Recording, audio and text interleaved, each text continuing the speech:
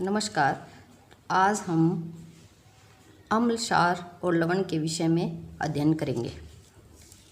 सबसे पहले अम्ल, क्षार और लवण, इसके बारे में हम विस्तृत जानकारी प्राप्त करेंगे भी अम्ल क्या है, क्षार क्या है, लवण क्या है, इनके बारे में कौन कौन सी संकल्पनाएं दी हुई है। तो सबसे पहले हम बात करते हैं भी किसी भी पदार्थ जो हमें खट्टा लगता है, कड़वा लगता है, ये अम्ल और क्षार के कारण होता है। पहले हम बात करते हैं अम्ल की।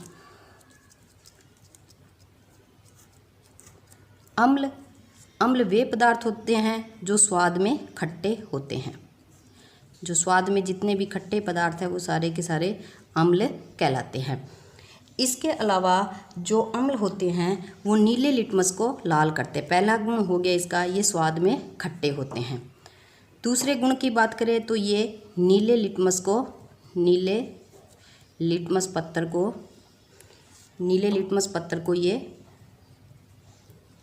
पत्थर को लाल कर देते हैं।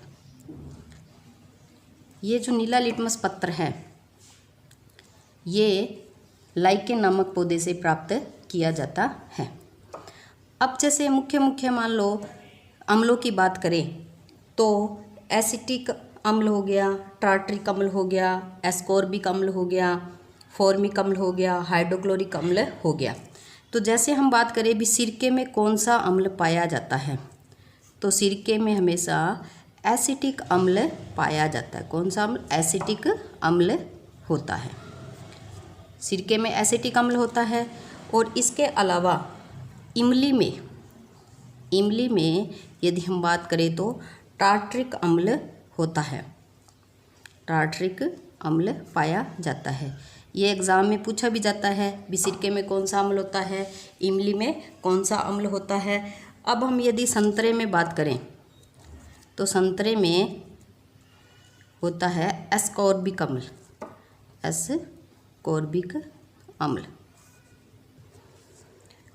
अब लाल चिंटी का जो डंक है उसमें भी एक प्रकार का लाल चिंटी जब डंक मारती है तो हमारे शरीर पे जलन लगने लग जाती है। तो वो किस अम्ल के कारण लगती है? तो लाल चिंटी का जो डंक है, लाल चिंटी के डंक में फॉर्मिक अम्ल पाया जाता है। ये पूछा भी जाता है एग्ज़ाम में, फॉर्मिक अम्ल पाया जाता है। इसके अलावा जठर रस, हमारे आमाशय में जो जठर रस पाया जाता है उसमें हाइड्रोक्लोरिक अम्ल होता है। हाइड्रोक्लोरिक अम्ल पाया जाता है। हाइड्रोक्लोरिक अम्ल मेन ये मुख्य अम्ल है जो एग्ज़ाम में पूछे जाते हैं। तो अम्ल स्वाद में खट्टे होते हैं, अम्ल नीले लिटमस पत्र को लाल करते हैं और ये मुख्य अम्लों के नाम हैं। अब हम यदि बात करें क्षार की, भी क्षार क्या होते हैं, तो ये जो क्षार है ये स्वाद में कैसे होते हैं? कड़वे, स्वाद में कड़वे होते हैं। और ये जैसे छूते हैं तो साबुन जैसे ये चिकने होते हैं। तो छूने पर साबुन जैसे चिकने, तो साबुन जैसे ये चिकने होते हैं और स्वाद में ये कड़वे होते हैं। अब ये जो लाल लिटमस पत्र को है वो नीला कर देते हैं। लाल लिटमस पत्र को लाल लिटमस पत्र को नीला कर देते हैं। तो ये इसके मुख्य गुण हो गए। अब जैसे मुख्य एग्जाम्पल देखें भी, मुख्य एग्जाम्पल क्षार कौन कौन से हैं, तो NaOH हाइड्रोक्लोरिक अम्ल, AlOH3, KOH, ये मुख्य जो है जिसके अंदर OH हाइड्रोक्सिल ग्रुप पाया जाता है वो सारे क्या होते हैं, क्षार होते हैं। और जो अम्ल होते हैं उनमें जो H होता है उसके कारण, जैसे CH एसिटिक अम्ल है CH3COH, तो इस H के कारण ये क्या होते हैं, अम्ल होते हैं। अब हमने जो सामान्य सी जानकारी अम्ल और क्षार के विषय में प्राप्त की है। अब कई बार ये आता है भी जो ये जलीय विलयन है, ये अम्ल भी होते हैं वो पानी के अंदर क्या होते हैं, घुल जाते हैं, भी घुलनशील होते हैं, क्षार भी घुल जाते हैं। अब कई बार होता है भी जो विलयन है वो तनु है या सांद्र। अब हम ये जानेंगे भी ये सांद्र और तनु क्या है। तो यदि जल की मात्रा, यदि विलयन के अंदर जल की मात्रा अधिक है, जल की मात्रा अधिक है और अम्ल व क्षार की मात्रा कम है, अम्ल व क्षार कम है, तो विलयन कैसा होगा, विलयन तनु होगा। जब जल की मात्रा अधिक होती है, अम्ल व क्षार की मात्रा कम होती है, तो विलयन तनु होगा, तो हम कहेंगे ये तनु विलयन है। यदि हम सांद्र की बात करें तो जल की मात्रा तो इसमें होगी कम, जल की मात्रा कम, और अम्ल व क्षार की मात्रा, अम्ल व क्षार की मात्रा अधिक, मात्रा अधिक, तो हम कहेंगे जो विलयन है वो कैसा है, विलयन है वो सांद्र है। जैसे मतलब जो तेजाब आता है उसके अंदर क्या होता है भी, मतलब अम्ल की मात्रा ज़्यादा होती है और उसमें पानी कम होता है, तो वो क्या होता है, सांद्र होता है। और जिसके अंदर जल की मात्रा अधिक है और अम्ल कम है, वो क्या होता है, कम पावरफुल होता है। अब हम बात करते हैं लवण की। लवण क्या होते हैं, जब हम अम्ल व क्षार को मिला देते हैं या अम्ल व क्षार की जब हम क्रिया करवाते हैं तो हमें लवण प्राप्त होता है। जैसे हम अम्ल प्लस क्षार दोनों को यदि हमने मिला दिया तो हमें क्या प्राप्त होगा, लवण प्राप्त होगा, और साथ में हमें जल प्राप्त होगा। अम्ल जैसे कोई भी अम्ल ले सकते हैं, हम HCl अम्ल ले लिया हमने, और क्षार ले लिया NaOH, तो इससे हमारा ये जो NaCl ये हमारा क्या बन गया, लवण बन गया, और साथ में क्या बन गया, जल बन गया। तो इस प्रकार अम्ल व क्षार की अभिक्रिया के फलस्वरूप हमें लवण व जल प्राप्त होते हैं। और ये जो पूरी संपूर्ण जो क्रिया है, अभिक्रिया है, इसे हम उदासीनीकरण अभिक्रिया कहते हैं। उदासीनीकरण अभिक्रिया हम इसको कहते हैं। अब जो लवण है वो क्या होता है, जैसे प्रबल अम्ल मिला दिया, प्रबल क्षार मिला दिया, तो क्या होता है, ये जो लवण बनते हैं वो हमें उदासीन प्रकृति के प्राप्त होते हैं।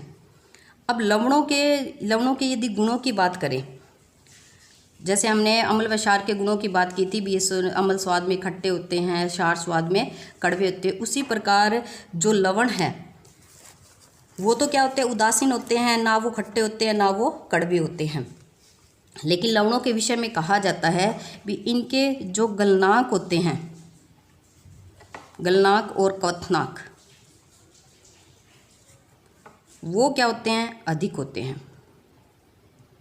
गलनांक व क्वथनांक दोनों अधिक होते हैं।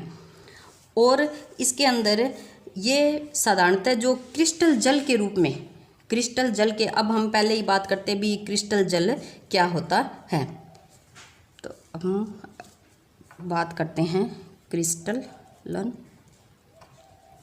जल। अब ये क्रिस्टलन जल क्या होता है भी, जब भी हम इस लवण का कोई भी सूत्र लिखते हैं तो इसके साथ जल के कुछ अणुओं को साथ में जोड़ा जाता है, तो इसे हम क्या कहते हैं, क्रिस्टलन जल कहते हैं। जैसे सोडियम कार्बोनेट है, सोडियम कार्बोनेट के साथ हम 10 H2O 10 जल के अणु रखते हैं, तो इसे हम क्रिस्टलन जल कहते हैं भी। मतलब जो लवण का इकाई सूत्र जब हम लिखते हैं, इकाई सूत्र को लिखने में जल के अणुओं की जो निश्चित संख्या जुड़ी रहती है उसे हम क्या कहते हैं, क्रिस्टलन जल कहते हैं। तो इसके अलावा Na2CO3 के साथ 10 जल के अणु जुड़े रहते हैं।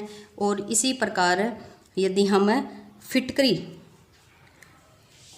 की बात करें तो Al2SO4 तो इसके साथ हमें 24 जल के अणु, ये फिटकरी का सूत्र है, तो 24 जल के अणु इसके साथ में जुड़े रहते हैं।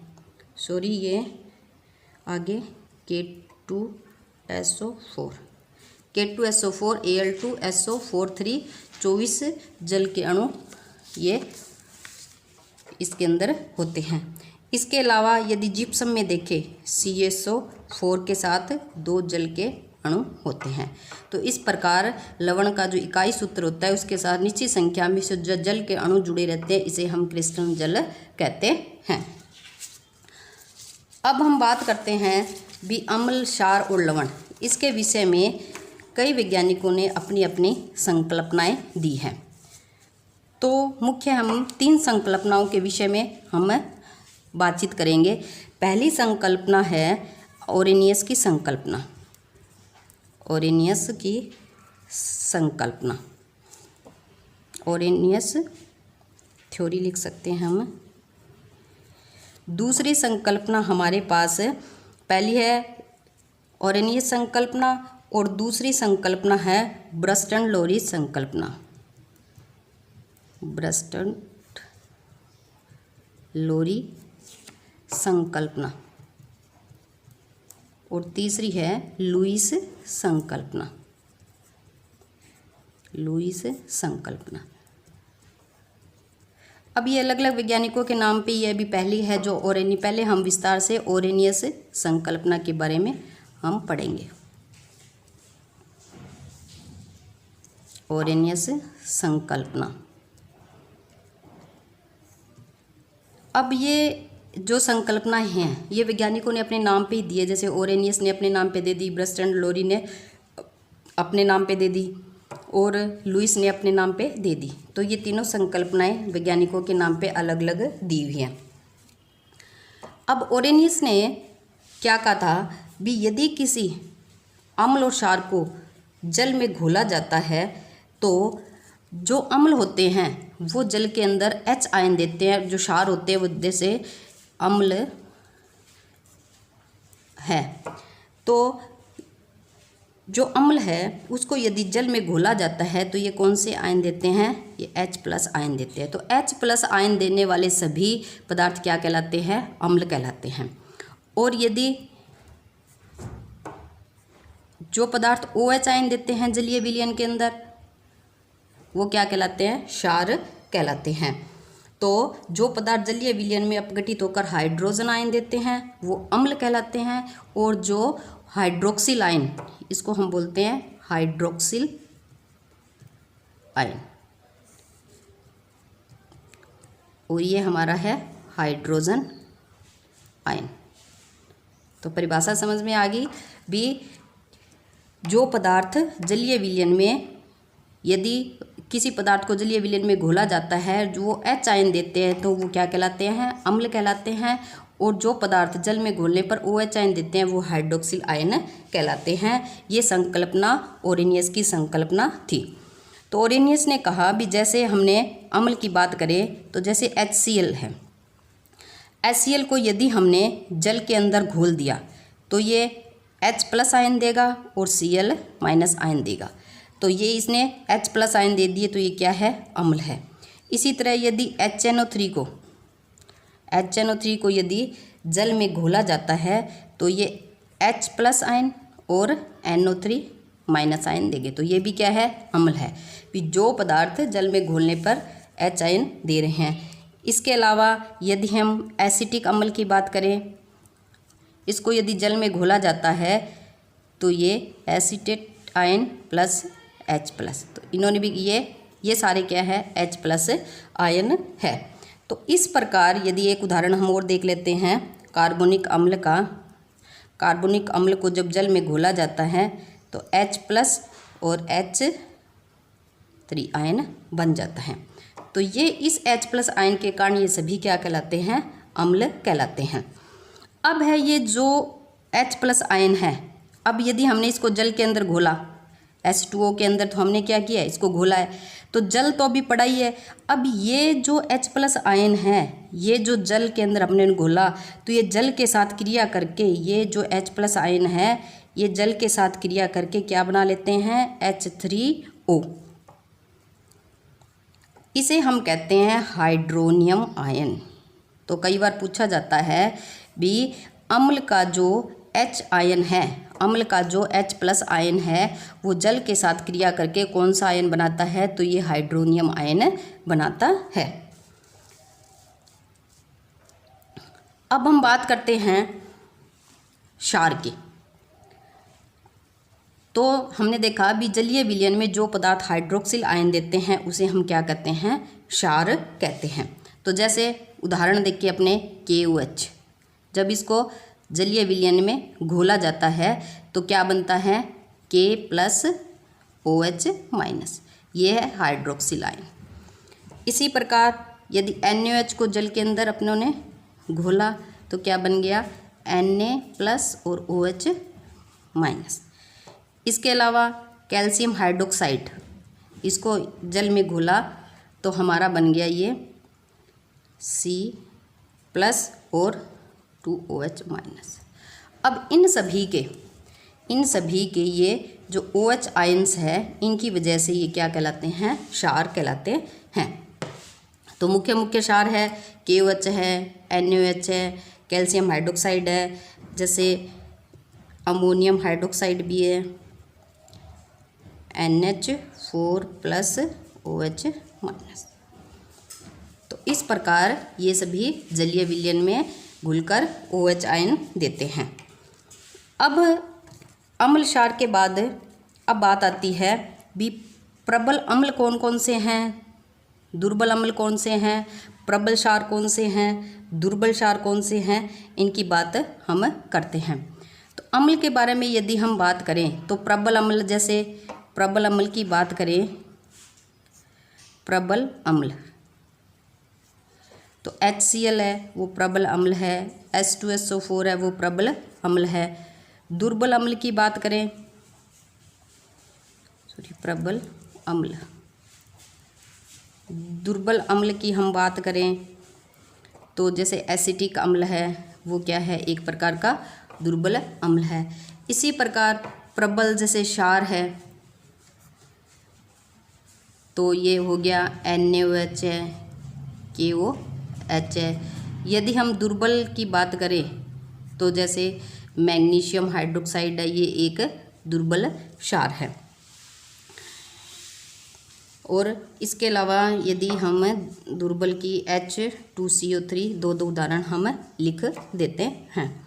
और इसी प्रकार प्रबल में KOH NaOH हो गया, और दुर्बल में एक और NH4OH की होल ट्वाइस अमोनियम हाइड्रोक्साइड। तो ये दो उदाहरण है जो हम इसके बारे में HNO3 एक और लिख लेते हैं। तो ये जो प्रबल अम्ल के उदाहरण हैं और ये दुर्बल अम्ल के हैं, ये प्रबल क्षार है और ये क्या है, दुर्बल क्षार है। अब हमारा अम्ल क्षार की आर्यनीय संकल्पना होगी। अब आर्यनीयस ने लवण के बारे में क्या कहता है, तो लवण के बारे में आर्यनीयस ने कहा था भी जो H+ अम्ल से जो H+ आयन है और क्षार से जो OH आयन है, ये यदि दोनों मिलकर क्या करते हैं, जल का निर्माण करते हैं।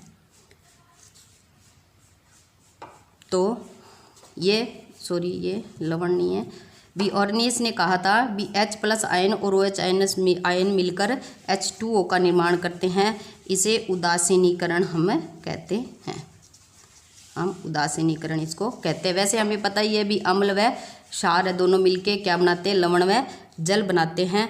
और इस क्रिया में जब इस क्रिया में थोड़ी बहुत ऊष्मा मुक्त होती है, इसलिए इसे ऊष्माक्षेपीय अभिक्रिया भी कहते हैं।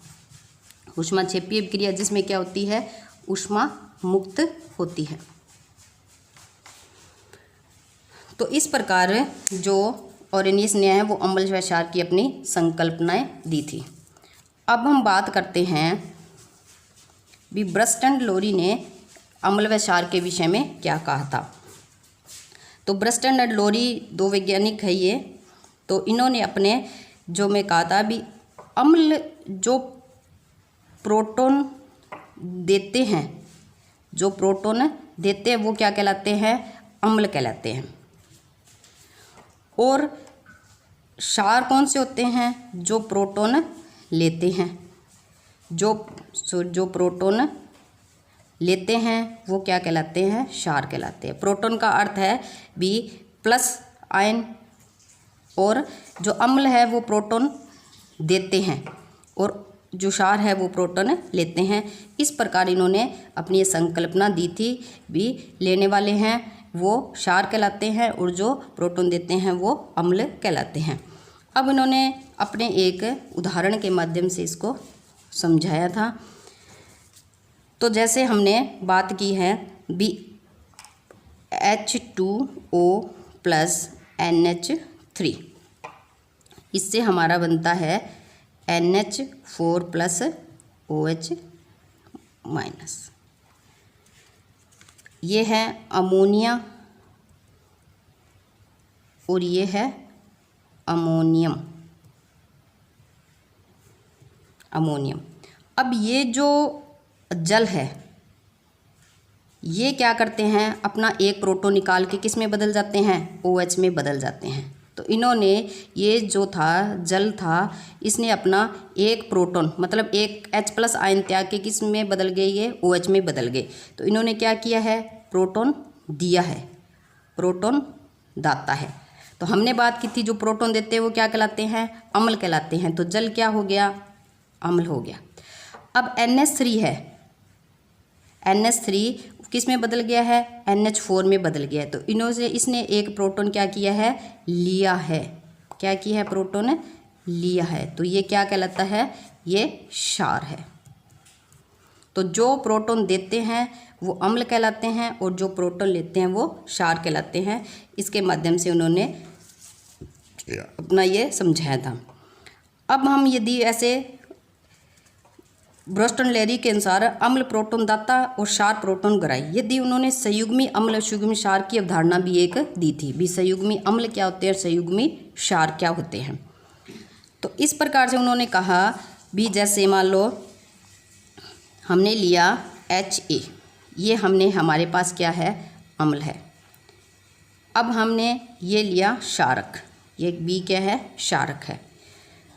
अब इसमें से H निकल गया और ये क्या बन गया, और ये H है ये B के साथ में चला गया। अब उन्होंने कहा भी अम्ल है, अम्ल ने क्या किया, अपना एक प्रोटॉन दे दिया। ये अम्ल है, अम्ल ने अपना एक प्रोटॉन दे के ये किस में बदल गया है, क्षार में बदल गया। तो ये अम्ल था, तो ये आ गया संयुग्मी क्षार। इसका क्या बनेगा, संयुग्मी क्षार। और ये जो क्षारक था इसने क्या किया, एक इलेक्ट्रॉन क्या किया, ग्रहण किया है। तो ये इसका क्या गया, संयुग्मी अम्ल, संयुग्मी अम्ल। तो इस प्रकार जो ब्रस्टन लोरी ने संयुग्मी अम्ल और संयुग्मी क्षार की अवधारणा भी दी थी। भी अम्ल के से जो से बना वो संयुग्मी क्षार होगा और क्षारक से जो बना वो संयुग्मी अम्ल होगा। इसमें भी अपने समझ सकते हैं, जैसे ऊपर वाले उदाहरण में भी H2O था। H2O तो क्या था, अम्ल था। तो अम्ल से क्या बना, अम्ल से अपनों ने ये एक निकल गया, तो ये क्या बन गया, इसका संयुग्मी क्षार बन गया। और ये क्या था, क्षारक था, तो इसका ये क्या बन गया, संयुग्मी अम्ल बन गया। इस प्रकार संयुग्मी अम्ल की और ये क्षार की उन्होंने अवधारणा दी थी। अब हम इसको एक अन्य उदाहरण से भी समझते हैं। जैसे HCl की जल के साथ जब क्रिया करवाई जाती है तो Cl और प्लस H3O। जैसे मान लो अपनों ने कहा था भी ये अम्ल है, इसने क्या किया, ये अम्ल है, इसने हाइड्रोजन ये प्रोटॉन दे दिया और प्रोटॉन दे दिया तो किस में बदल गया, Cl में बदल गया। तो ये अम्ल है, तो ये क्या बन गया, संयुग्मी क्षार। अब H2O ने क्या किया है, एक प्रोटॉन ग्रहण किया है, तो ये क्या था, क्षार। तो इसका ये क्या बन गया, संयुग्मी अम्ल। संयुग्मी अम्ल, इस प्रकार ये संयुग्मी क्षार और संयुग्मी अम्ल इस प्रकार से बनते हैं।